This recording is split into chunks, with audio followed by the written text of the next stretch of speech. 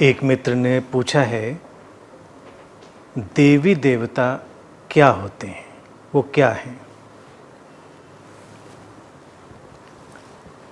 भारत में देवी और देवताओं की एक बड़ी लंबी परिकल्पना की गई। यूं तो हर व्यक्ति दिव्य है, तो जिसके भीतर भी दिव्यता है वो उस विराट दिव्यता का ही एक रिफ्लेक्शन है, प्रतिबिंब है। ऐसा तो कोई भी व्यक्ति नहीं जिसके अंदर दिव्यता ना हो, लेकिन दिव्यता होने मात्र से ही हम किसी को देवी या देवता नहीं कहते।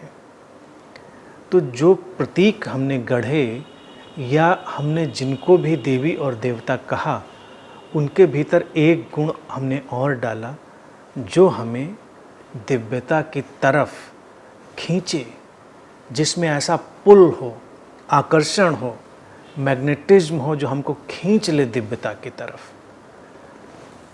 हम जैसे हैं वैसे न रहें।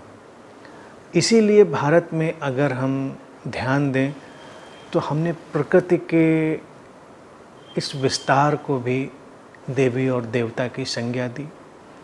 हमने नदियों को देवी कहा, हमने यहाँ के जो तमाम ऐसे प्रतीक हैं प्रकृति के, चाहे वो आग हो, हवा हो, आकाश हो, उन सबको भी हमने देवता ही कहा।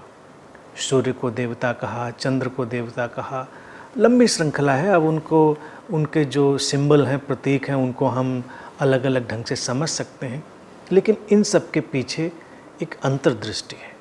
अब जैसे अगर हम नदी को देवी कहते हैं, तो नदी के साथ अगर हम रहें, नदी के प्रवाह को देखें, तो वो प्रवाह धीरे धीरे हमें भी निर्मल करता है, हमको भी जीवन में प्रवाहित होने का संदेश देता है। और अगर हम उससे लयबद्ध हो पाएँ तो हम भी बिना अटके, बिना किसी अवरोध के जीवन के इस प्रवाहित होने को जान पाते हैं और वैसे ही हो पाते हैं। खींचने लगती है नदी हमको, इसीलिए उनका आकर्षण है।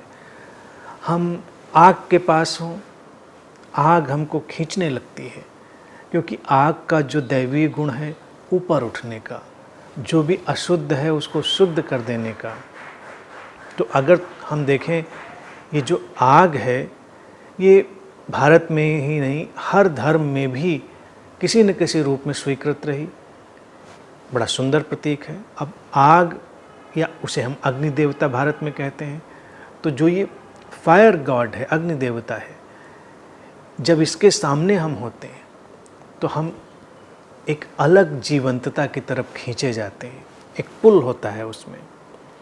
आग को भी अगर हम देखते रहें तो हमारे अंदर कुछ पारलौकिक सा उतरता है, कुछ ऐसा जो हमको ऊपर उठाता है, क्योंकि आग कभी नीचे नहीं जाती, वो हमेशा ऊपर जा रही है। और आग का गुणधर्म हमेशा शुद्ध करने का है, तो हमारे भीतर भी जैसे कुछ शुद्ध होता है। इसी तरह से हम अलग अलग कितने भी तत्वों की, प्रतीकों की जो परिकल्पना है उसको देखते चले जाएंगे तो हमें स्वाभाविक रूप से दिखाई देगा कि उनमें कुछ ऐसा है जो हमको दिव्य बनाता है। यानी देवी और देवता वही है जो हमको दिव्य बनाता है या हमको दिव्य होने की तरफ खींचता है, सहयोग देता है, और हमारा जो दैवीय स्वरूप है उसको उभारने में मदद देता है।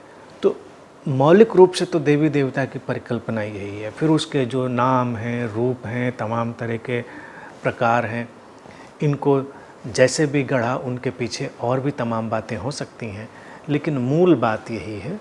तो जो हमको इस तरह से दिव्यता की ओर खींच ले, दिव्य होने में सहायता कर दे, मदद करे, उसी को देवी देवता कहते हैं।